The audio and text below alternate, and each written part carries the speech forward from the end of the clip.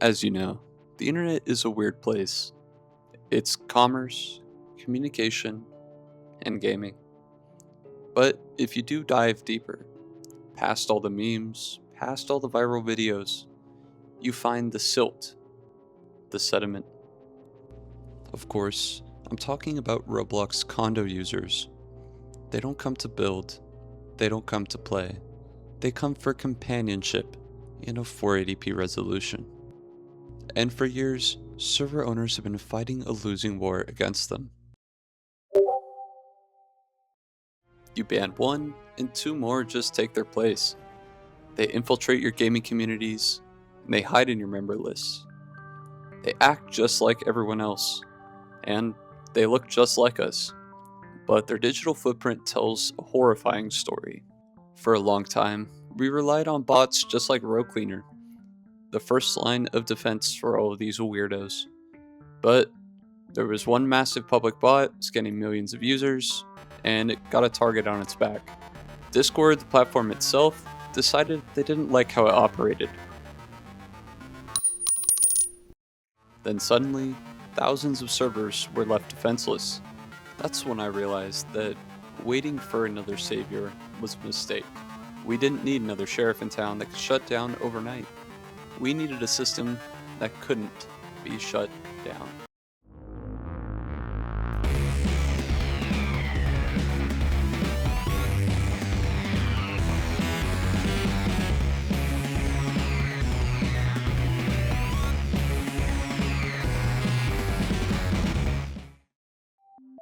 Welcome back. The problem with Rofilter wasn't the technology, it was the centralization. It was one Discord bot that allowed for a single point of failure. So here at FTS, we decided to create a decentralized system that's powered by you, the user. We collected tens of thousands of Discord IDs for this database of questionable servers. We have the database, but here's the twist. We don't ban them. We don't want to be the sheriff, we just want to be the arms dealer. We gave you the list, and we gave you the API keys. All we did was hand you a loaded gun. It's your job to point it at the target and say, do what you must. This is a self-hosted philosophy. By running your own bot using our data, you become immune to the platform's whims. If Discord shuts down your bot, it's okay. You can always spin up another one, or borrow a friend's. So we built Rofilter on the Cloudflare ecosystem, which means it's fast. And I mean, really fast. Matter of fact, it's so fast that it allows us to scan and analyze a user before they even type the word hello. And honestly, we do what we must because we can. To make this as free and as open as possible, we allowed anyone with a Discord account to search up to 100 Discord IDs per day through the website. And to add on top of that, if you wanted to use a Discord bot or your own custom built one, you can scan up to 250 users per day completely for free. If you do want to use one of the Discord bots that we did make for this, the source code is freely available on GitHub, and you can download it from the website. All you have to do is grab the free template, paste your key, and your server's protected. We provide the data. The morality, well, that's up to you. So how does this all work, you may ask? Well, I decided to go undercover.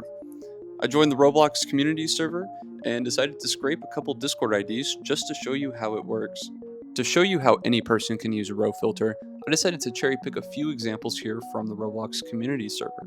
Let's grab this random guy right here. All I have to do is copy his Discord ID, head over to the dashboard, and paste it in.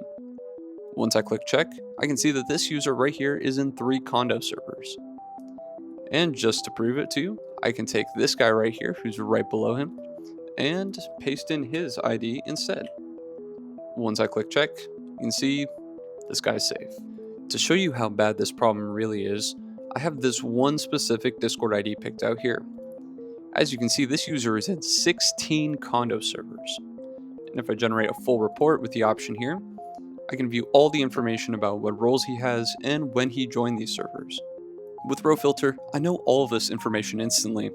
All I have to do is submit a user ID, and the API then whispers the truth back to me. It's not like I have to interview them, or I have to check their mutual servers. Everything is just right there in an easy-to-use format. In all reality, the reason why we force you guys to host this bot, and not us, is for not only your safety, but for ours. If we end up creating another row cleaner with another massive centralized bot, that creates another single point of failure, which then allows for Discord to go ahead and ban that bot, and the problem just continues all over again. Now, I can already hear my comment section from a mile away. It's, what if I got put on the list by accident?